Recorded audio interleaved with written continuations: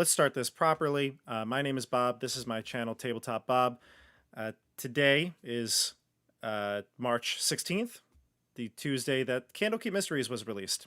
I guess it came out on Roll20 at 1 p.m. this afternoon, so I haven't had a chance to really dive into it entirely. Also, the book that I ordered is arriving late. So, unfortunately, I don't have a hard copy that I really can pour over the next few days.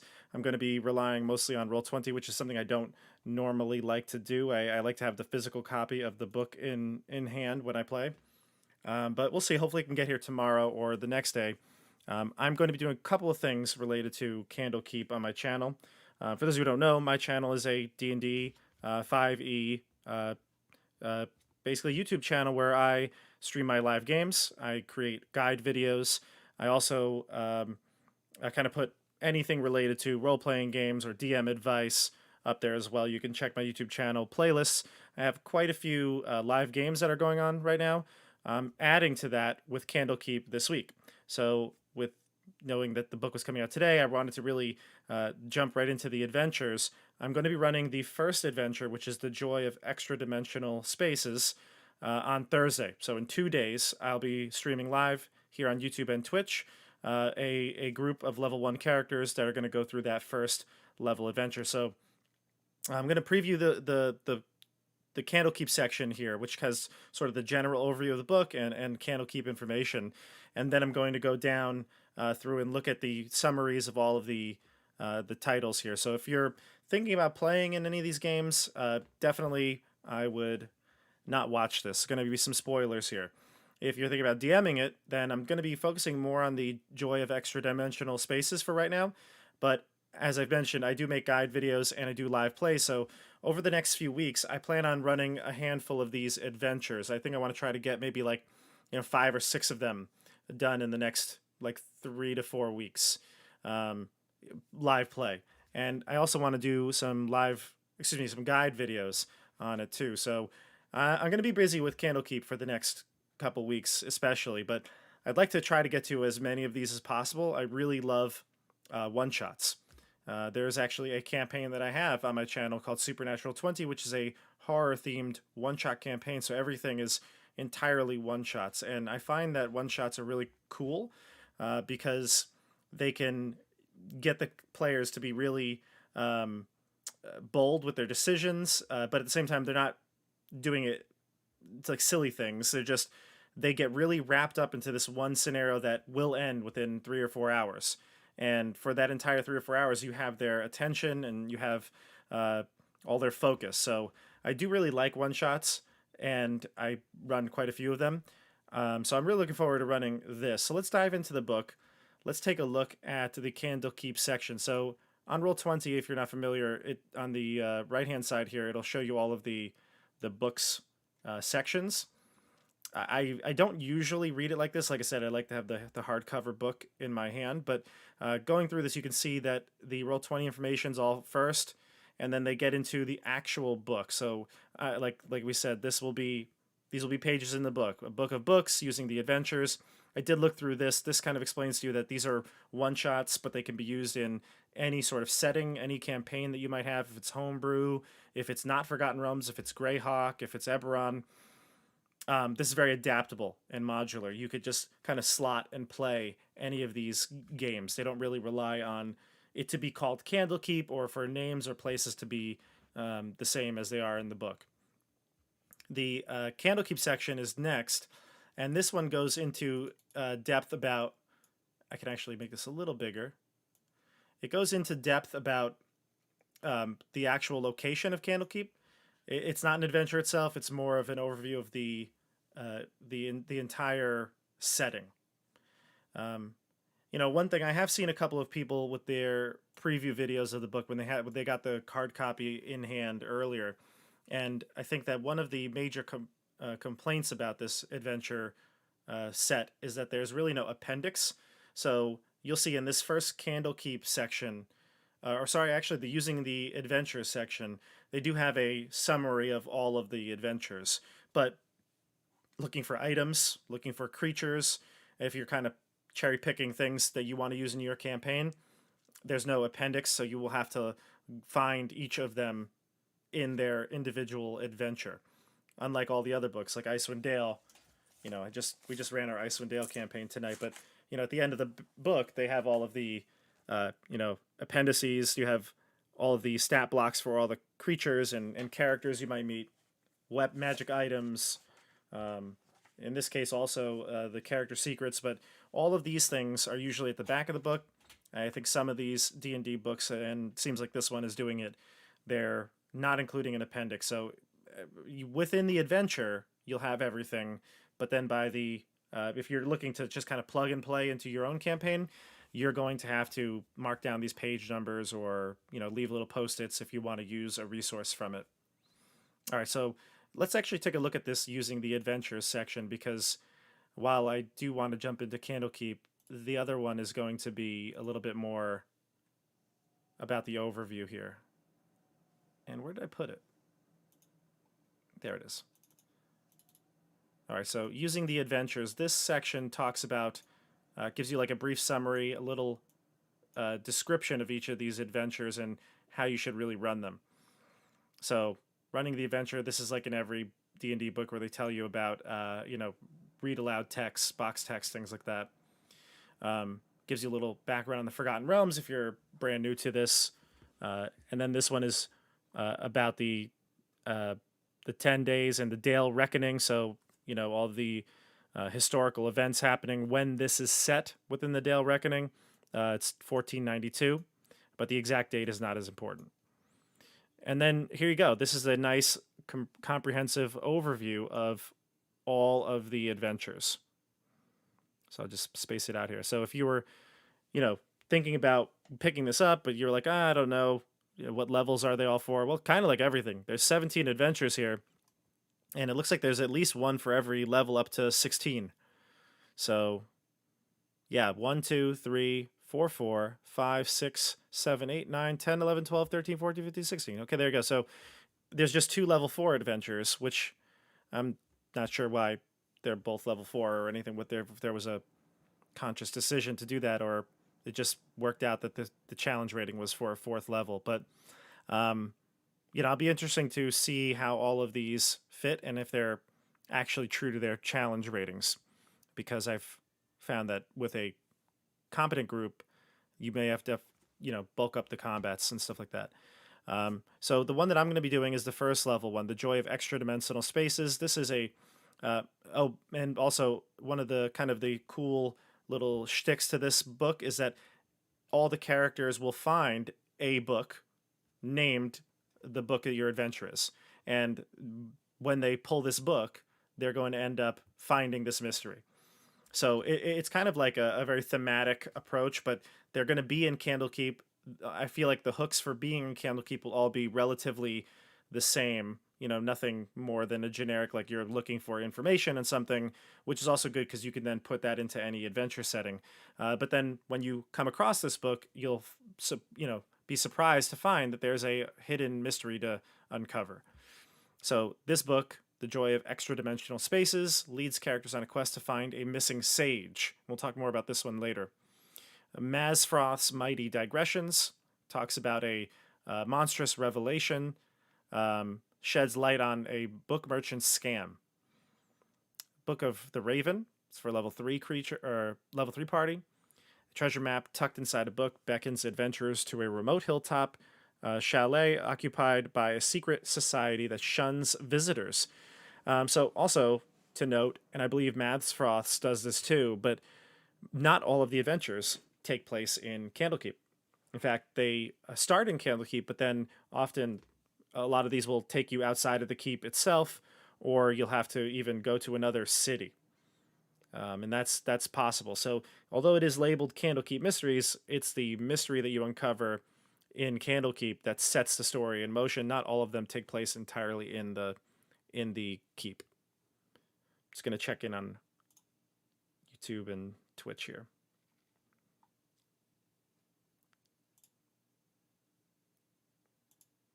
Okay.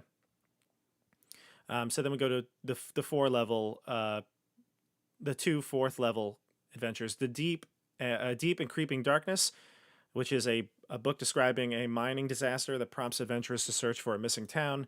Then the next one is Shem, shimes, Bedtime Rhyme, a catchy, contagious rhyme that traces back to a sinister clockwork book. This is one I had my eye on when I heard about descriptions here. I like that it's sort of like a maybe like a children's book or something like that. Could be kind of creepy. The Price of Beauty is the 5th level adventure. A book about beauty shows the way to a secluded temple where beauty is only skin deep. If I remember correctly, this one was written by, because they all had their own. Yep, Mark Hulmes. Yep. So they all have their own independent authors, and they took a lot of people from the community. Mark Hulmes does a lot of the live streams for High Rollers and for the D&D stream actually. So a lot of these people have worked in the community. They do other work for Dungeons and Dragons. So this one might be one that I do as well. The Book of Cylinders is level 6. Engraved cylinders contained within a book tell a gripping and portentous tale when rolled across wet clay. Sarah of Yellowcrest Manor, it's level 7. A haunted book points a ghostly finger at the perpetrators of an unsolved mass killing in Waterdeep. So again, you're going to have to probably leave Candlekeep for this one. Lore of the Loru, level 8 adventure. Adventurers become immersed in a storybook conflict involving Loru, the Unicorn Queen, and Malar, the Beast Lord. Interesting. Kind of like a little bit of a fantasy book. Level 9 adventure is Candlekeep Deconstruction, all spelled with K's instead of C's. A stolen book leads adventurers into a tower in Candlekeep that is more than what it seems. So this seems like a nice one too, because it's all within the contained area of the keep. Zikrin's Zephyrian Tome. This is level 10 adventure. A djinn trapped in a book offers a wish spell to adventurers who find a way to release him. That seems like a really cool concept there, and I'd be interested in playing that. Level 11 adventure. The Curious Tale of Wisteria Vale. The book holds the key to unlocking a bard's prison. A Book of Inner Alchemy is the level 12 adventure. A search for the missing pages of a book puts adventurers in conflict with the monks of the Immortal Lotus. So that'd be cool. A little monk-flavored adventure. The Canopic Being is the level 13 adventure. A book brings several puzzling organ transplants to light. Oh boy. Mummies, anybody? A Scrivener's Tale. This tome, it's the 14th level adventure. The tome leaves its magical mark on the adventurers, dooming them unless they can find a way to remove it. Alcazar's Appendix, Chapter 15. A book chronicles the unsolved mysteries of a wandering stone golem in the desert. And the last adventure, the 16th level one, Xanthoria. A fell grimoire helps adventurers end a fungal plague. All right, so these are all of them. As I said, I'm doing the first level adventure on Thursday, so I'm going to be looking at that next. But, I do want to just take a look at, like, some of these more high-level ones, because it's rare that you see one-shots for high levels. I think mostly because one-shots are, if they're designed to be done in one sitting, the amount of a challenge or challenge rating that you need to throw at the group when they are levels 16 and these high level adventures, the combats will take a long time. So if there's multiple combats, I don't see any of that ending in a one shot. You'd have to break it up, which is why most of the one shots you might find on like DM's Guild or anything like that, it's very rare that you see anything above like 10th level. Not only are the characters just like very powerful and have access to so much magic and items that will break the module, but it's also just impossible to get it done in one sitting. If a combat takes an hour, then you're going to have problems sitting there for, 5-6 hours in total to get through it all. But let's see, the Xanthoria Adventure. So this premise is a deadly fungal infection called the Saporitic Plague. Saprophytic, maybe that's how you pronounce it. Plague is ravaging the Sword Coast. The plague, let me make this a little bigger.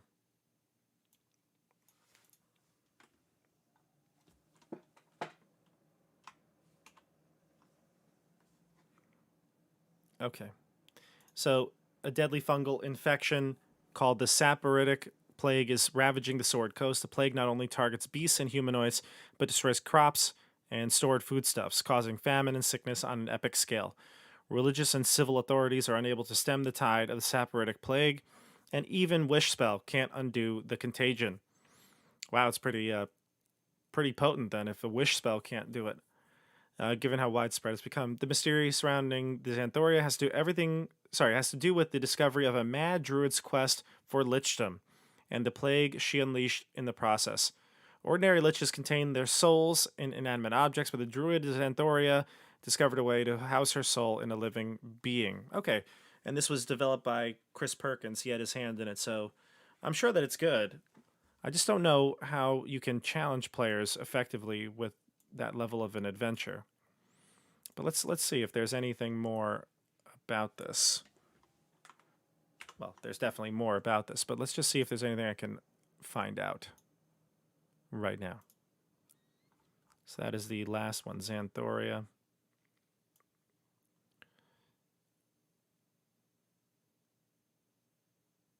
Here it is.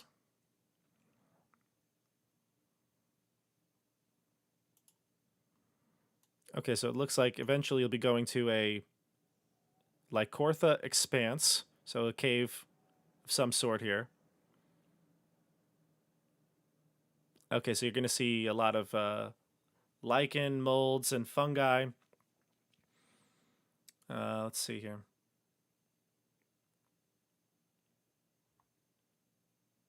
Some madness, perhaps. Flaws that are created by being in this place. The encounter location, so there's going to be some sprites, some NPCs, potions of healing, potions of longevity.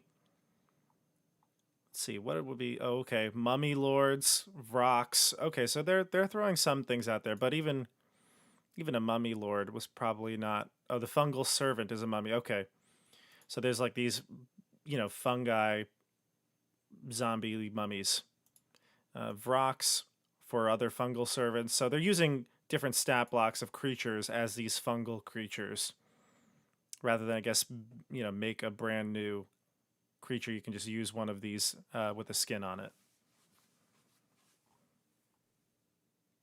Oh, Death Knight. Ooh. Okay, so we're using a Death Knight in this one, a Death Tyrant. Oh, that's cool. That's cool. So get some undead beholder creatures in here. Okay, so that's what they're doing. I see what they're doing. Although again, these combats are probably going to take quite some time. Well, depends on how powerful the characters are. But then again, it's just the characters beating down on these creatures. Yeah, and again, I'm really just skimming this, looking for just some of the creatures. I obviously know that in order to fully understand the scope of this adventure, I'd have to read it. But it's interesting to just see what their thought process was when they're making these high level adventures.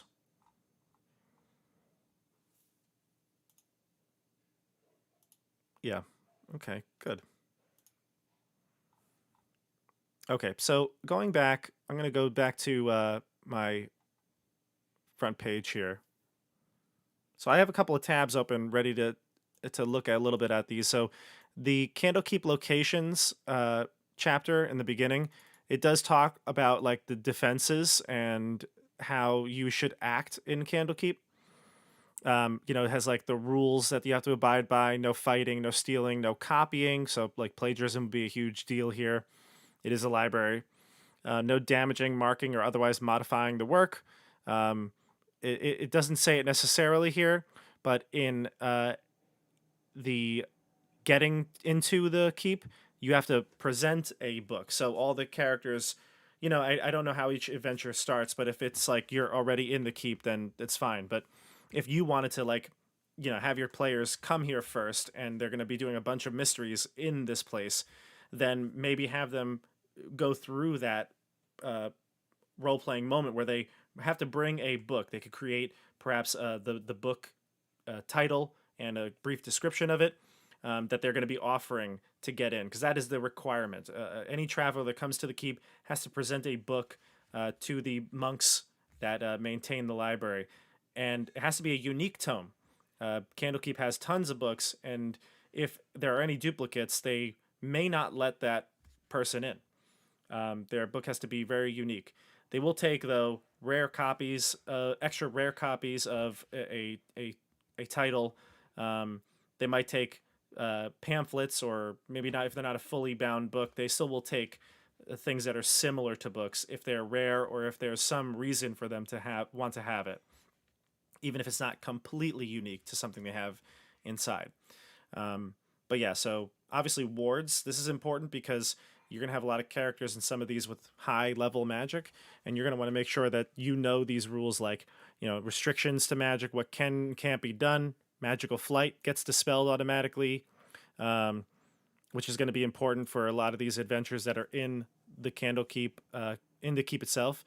Because especially high level campaigns, you can just stop. You can bypass something by flying over it. Fire suppression, flames larger than a candle are suppressed. That makes sense. They do not want fireball cast in the library.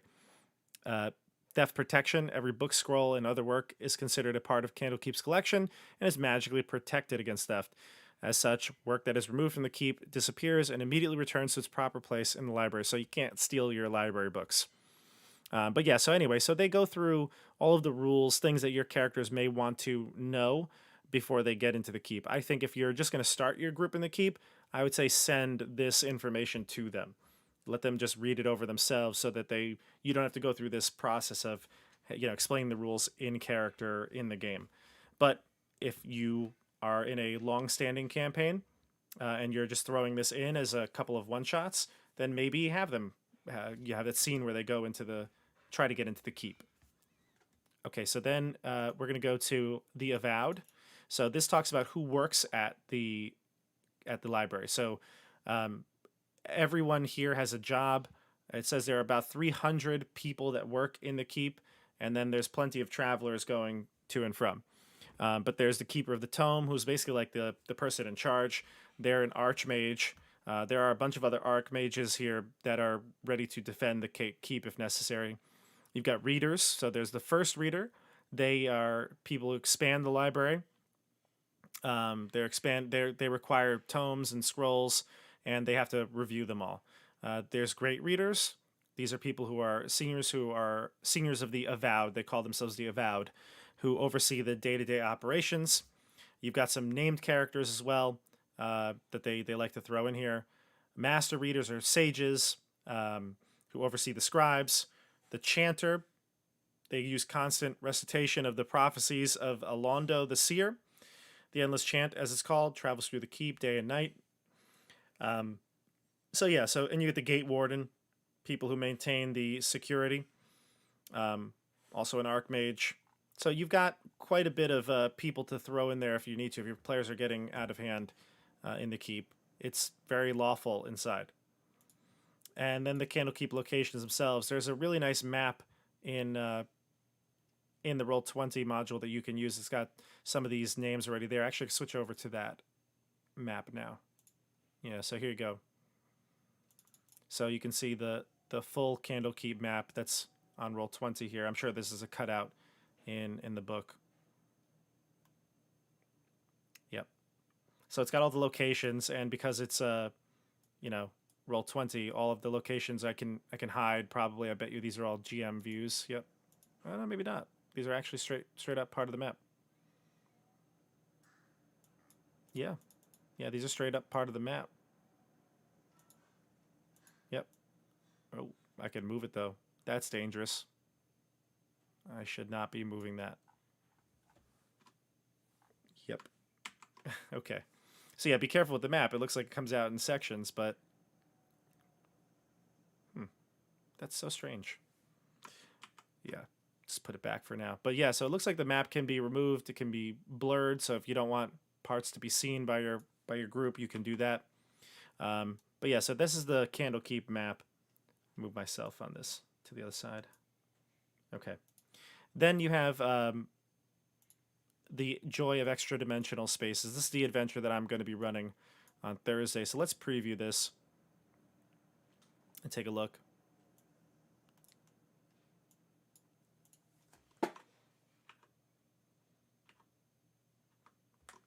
Okay. So The Joy of Extra Dimensional Spaces is a first level adventure. It was written by Michael Polkinghorne and edited by Hannah Rose. The Joy of Extra Dimensional Spaces was donated to Candlekeep with the rest of the Library of the Mage, Fistandia. Fistandia? Following her untimely disappearance. In her will, Fistandia bequeathed her collection to the Candlekeep in appreciation for the many years she spent in its hallowed halls. This book is a treatise on extra-dimensional spaces similar to those created by Mordenkainen's magnificent mansion spell. Okay, so all those spells similar, well, I guess, yeah, similar to Mordenkainen's magnificent mansion, but even as low as Leomund's tiny hut. You've got these types of spells that create this like pocket dimension that you can hide in or, you know, stow away in. This information alone would make it worthy of note, but Fistandia's additions to the margins are even more interesting. In arcane shorthand, she details how she created a permanent Mordenkainen's magnificent mansion spell and records the command word to open the mansion's doorway. Many researchers perused her book over the years it spent in Candlekeep, but knowledge of her command word was useless without the location of the gateway to the mansion, until a chance discovery by sage Matreus, an expert in the application and removal of curses. Upon arriving at Candlekeep, to further his expertise, Matreus cast Detect Magic, as was his habit. The spell revealed a gateway to the very study room he had been assigned. Forgetting about his earlier purpose, Matreus asked for a knowledge of who might have created such a gateway. Research by the Avowed revealed that Fistandia requested the room each time she visited the keep. They also turned up mysterious reports that she rarely left the room for weeks at a time. Rumors said that she was not even seen to eat or sleep during her visits. She would, however, go missing for hours at a time. Matreus concluded that she must have gone through a gateway during those absences. By searching through the books Fistandia donated to the library, he found the command word to open the portal and stepped inside. Okay, so basically it's like a secret interdimensional space, a secret Mordenkainen's magnificent mansion spell that is, I guess, in the library. And if your characters will stumble upon this similar to what Matreus did and go inside the mansion. And I would assume they'll meet more Matreus in there. Mordenkainen is on the tome here. He's actually on the book. There we go. So you can see him. He's actually on this tome because it is about his spell and spells that are modeled after his. All right, so that is the book that I'm going to be running on Thursday. I'm going to do, obviously, some prep work tomorrow night and go over it. But that's the basic overview of the Candlekeep Mysteries. It's a very interesting type of book. It's got 17 one-shots. They all seem relatively interesting. I mean, I read all those titles, and they all seem pretty interesting to run as the DM. It's always interesting to run mysteries, too, because most of the time when you're planning a session, there'll be sprinkles of mysteries overarching throughout the entire campaign, but to do it all within one setting does seem like it would be... You'd have to throw a lot of clues in there. So I'm interested how each one kind of puts those clues in so people can keep progressing with the story. Because if it's a one-shot, you want to keep it fast-paced and moving. But yeah, so I think this was a nice little preview of the Roll20 module. We looked over all of the adventure previews. Obviously, I don't want to read everything because, you know, I'm not here to read the whole book to everybody, but I think this is probably going to be worth picking up if you're running your own campaign. These are probably going to be easy to throw in. You can run one-shots for some friends, so I think this has a lot of value, this book. And as soon as I knew this book was coming out, I had to get it, so I'm excited. Tomorrow night, because I am running the stream on Thursday, I'm going to have to create an overlay. I stream Icewind Dale, I stream my Supernatural 20 game, and I've done a couple of other one-shots on my channel, and I have different overlays for them. That's what you typically see. You know, there might be a background. You'll see the player the players' faces in like some sort of frame or border.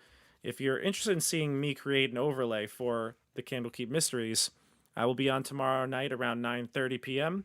Eastern Standard Time, and I'm going to be creating one in real time. And if you are interested in maybe perhaps streaming your games one day, or you maybe are streaming and you want to see how I make my overlays, because I found a really, really easy way to do it, to make a competent looking overlay. You can come on live tomorrow. You'll just need two programs if you want to do it along with me.